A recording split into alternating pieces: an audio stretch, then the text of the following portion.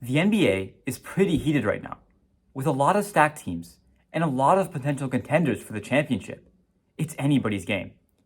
With the intensity of the league comes the potential to win big through bets and wagers. Sports betting is the activity of predicting sports results and placing a wager on the outcome. The issue is that all these betting sites and apps are run by various third parties. How do I know who I can trust? If you're going to allow someone to manage and redistribute your money, wouldn't you want to make sure you trust them? This is where decentralized systems and the blockchain come into play. Rather than putting my trust in a centralized system that handles my money secretly, I want to place my trust in the blockchain, a public and immutable ledger of transactions. The blockchain is transparent, meaning that in our case, all bets are publicly available for anyone to see. Its decentralized nature gives the bettors authority over their money, rather than one entity controlling all the money. But how can we use the blockchain to place bets and handle our money? The answer is a decentralized application, or DApp. A DApp is an application that contains a smart contract, which is an executable piece of code that lives on the blockchain. A smart contract is similar to a regular contract, except it is governed solely by code. This allows us to place our trust in developers and code rather than a third party who may put our money at risk. Using a smart contract, I constructed a DApp that allows the user to bet Ether on a team of their choice and potentially win big. I use Solidity to build a smart contract and React to build the front end. Let's see it in action. Alright, so here you guys can see the UI. Has a place where a user can place a bet, has the area where the owner can make a team win, also displays the current teams, so in our case that's the Warriors and the Nets, and also shows their team ID, which the user can actually use to place a bet. Okay, so what I'm going to do now is kind of show you how different accounts can place bets, and also show you how ETH can be redistributed once the owner makes an actual team win. All of the accounts that we're using are we kind of got all of them using Ganache. Ganache is like a test. It's a test net, and we can use these accounts already pre-filled with ETH to test our contract, test our DApp out. So we're going to switch to the better accounts. We're already on better one's account. So we're going to make 4 bets, and you can see in the top right it shows the address of the current user. So we're on better one. We're going to bet 1 ETH on the Warriors. So team 0 and 1 ETH. So we're going to place the bet, we're going to get a MetaMask notification, and we're going to confirm the transaction. So once that happens, we can reload the page, and then we can switch accounts. So we're going to switch to better 2, and we're going to bet on the Nets, and we're going to bet 0.5 ETH. And we're going to place the bet. You can see 0.5 ETH, confirm that, reload our page, go back, swap over to our better 3 app, or account, reload, we're better 3, we're going to bet on the Warriors again, we're going to bet 2 ETH this time, and it works. We're going to confirm that, reload the page, swap over to our final betting account, which is better 4, and he's going to be better 4. He's going to bet on the Nets. He's going to bet again 0.5 ETH, and we're going to confirm. And okay, now we have 4 bets placed, 2 on each team, and now we're going to make one of the teams win. So we're going to swap over to the owner account, because only the owner can make a team win, and we're going to bet. We're going to say that the Warriors won. So now the owner is going to try to do that, and 4 ETH in total. So remember, it was 0.5 plus 1 plus 0.5 plus 2, so that's 4. We're going to confirm. And now if we reload this, we can see that all of our accounts, or the ones that better 1 and better 3, got actually ETH back into their account. So we started at like 89ish, and now we're at 90.32. And better 3 also went up. He has 23 now.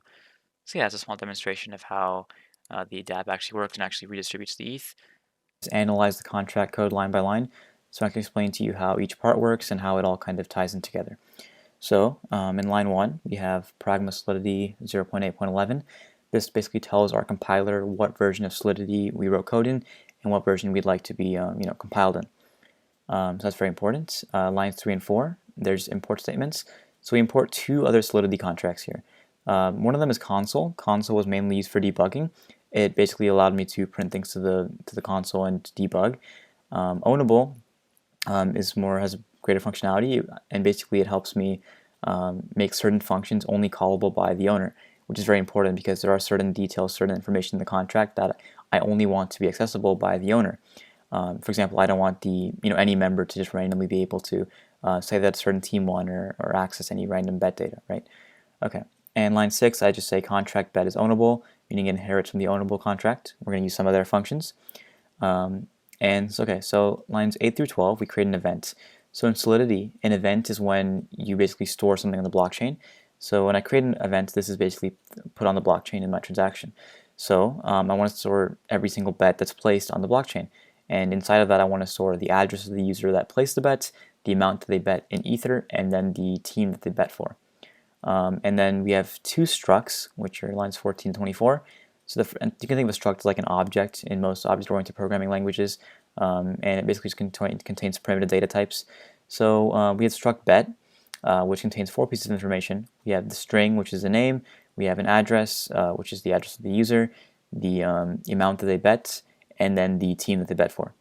And then the second struct is for a team, and a team just contains the name and then the total bet amount that's placed in the team. And we're going to constantly be updating this value as soon as new bets are placed. Okay, lines 26 and 27, we have 2 arrays, one array of bets and one array of teams. And whenever we create a new bet, we're going to put it in our bets array. Whenever we create a new team, we're going to put it in our teams array. And I'm going to create 2 teams by default in our constructor, which I'll show you guys later. Okay, so lines 29 and 30, we declare 2 variables. The first one was con owner, which stands for contract owner. So in the constructor, I'll also initialize the contract owner. And the reason I need to do this, or it's also a payable because I want to be able to send the owner money and also be able to send money from the owner to the users. So the idea is that whenever a user places a bet, their Ether will actually go to the contract owner. And whenever the money needs to be redistributed, it'll come from the owner's balance basically. And see, line 30, we have total bet money, which is I'm not really using it anywhere. It was mainly used for debugging, but it basically stores the total amount of money that was bet on both teams combined. Okay, line 32, we have a mapping. You can think of a mapping as it stores key value pairs, and in our case, we link addresses to an integer. So we call it numbets address, and kind of the purpose of this is to make sure that each user can only bet once. So whenever an address places a bet, we set the uint equal to 1, and we make sure that a user can only place a bet if that uint equals 0. So if it's 1, then it means they've already placed a bet, therefore they cannot place a bet. Okay, so that's all the variables and the structs. We're going to now move on to the actual functions.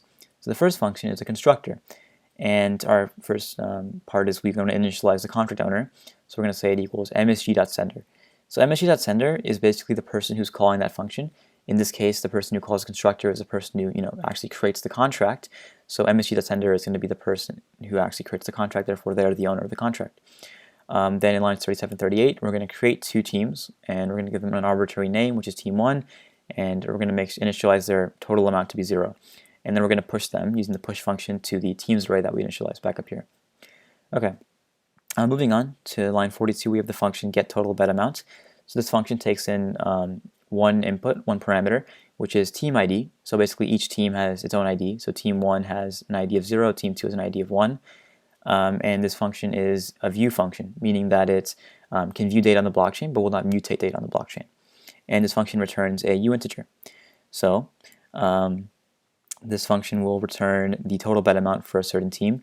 So in our teams array, it'll look at team ID. So if it looks at team 0, it'll look in the teams array, and it'll return the total bet amount, which is stored in each team object. It'll return that value. Okay, so moving on to the more complex function, which is create bet. So create bet is going to be called whenever a user actually places a bet. And it's going to take in 2 inputs. It's going to take in the name of the user as well as the team IDs, or what team they actually placed the bet on. So this function is going to be payable, meaning that it's actually going to be able to create a transaction on the blockchain. So lines 47 through 49, we have require statements. These are kind of like preconditions that need to be met before the rest of the function can execute. So in our case, we have 3 preconditions we want to check for. First one is that we want to make sure that the owner is not placing a bet. We don't want the owner to be able to place a bet and then set a team to win, because that would obviously allow them to rig the system. We want to require that numbets address of MSG sender equals 0, meaning that the user who wants to place the bet can't have already placed a bet. Because if they had placed one, it would have equaled 1, right? And then we also want to require that MSG value has to be greater than 0.01 Ether. So MSG value is similar to MSG sender. It's the amount of Ether that, or amount of way that the function was actually called with. In our case, that means that the amount of Ether, or the amount of way that the person actually bet. So we want to make sure it's greater than 0.01 Ether. Okay, so once that's all done, we want to actually create the bet and push it to our array. So we create a new bet object, and we pass it the name, the address, the value that they bet, as well as the team that they bet on. And we're going to push that to our array. So these lines 53 to 58 essentially are updating the total bet amount for each team. So if the team that they bet on is team 0, we want to update team 0's total bet amount, and same for team 1. If it's their team, then we want to update team 1's total bet amount by MSG value. Okay, line 60, this is where we basically make it so that if a user places a bet, we increase their number by 1, meaning that now that it's 1, they cannot place another bet after the first one. Okay, in line 62, 63, we actually create a transaction. So now in this case, when a user places a bet, we want to give that that money to the contract owner to kind of maintain and handle. So we use the call function, which is the most efficient way in Solidity to create a transaction, and our value is going to be msg.value, which is a value in way, and we want to send that to the contract owner. So once that happens, once sent is true, then we update total bet money by msg.value, and then we use the emit keyword, which basically calls an event. So if we look up here, the function or the event that we made was called new bet. So we're going to create a new event, and we're going to pass it the address, the value, and then the team that the user actually bet on. Okay, so the last function is called team win distribution. This function is called whenever the contract owner basically sets a team who won, and what it does is it distributes all the winners the correct amounts that they deserve or earn based on how much they bet in the first place. So it takes in one parameter, which is team ID, which is the team that was set to win, and this function is also payable, meaning that a transaction can take place. And we also use the only owner function modifier, which is how we use the ownable contract. This modifier basically allows us to make it so that only the owner can call this function, and not just any member or any user can cause a team to win. Okay, so we declare a variable here called div. Div's going to store in the future the total amount of money that each winner kind of wins. So we have a big conditional here, if team ID 0 or if it's 1. So basically it says that if the first team won, then do this, else do that. So the first team wins. Basically the way this is going to work is we're going to iterate through the entire bets array, and if the team that they bet on, if its name is team 1, then what we want to do is we want to initialize a new receiver address, which is going to be the person who actually is going to we're going to pay the ether to because they won from the bet. And we use a console log to kind of debug. And div, this is where I actually calculate the amount that a person wins. And then after that, I'm going to send them that amount using the .call function, similar to how I did above in the create bet function. And after that is done, then the same thing happens in this loop. It's the exact same thing, except we do it for team 2. And we switch the algorithm around, or the equation around, to give the team 2 winners the correct amount of money. And then we're going to basically reset all the values. So we want total bet money to now be equal to 0. We want both teams' total bet amount to equal 0. And we want to iterate through the numbets mapping and make sure that each user that placed a bet can now bet again. All right, and that's it. A pretty simple overview of how I built a betting DApp. Thank you for watching, and stay tuned for my future projects.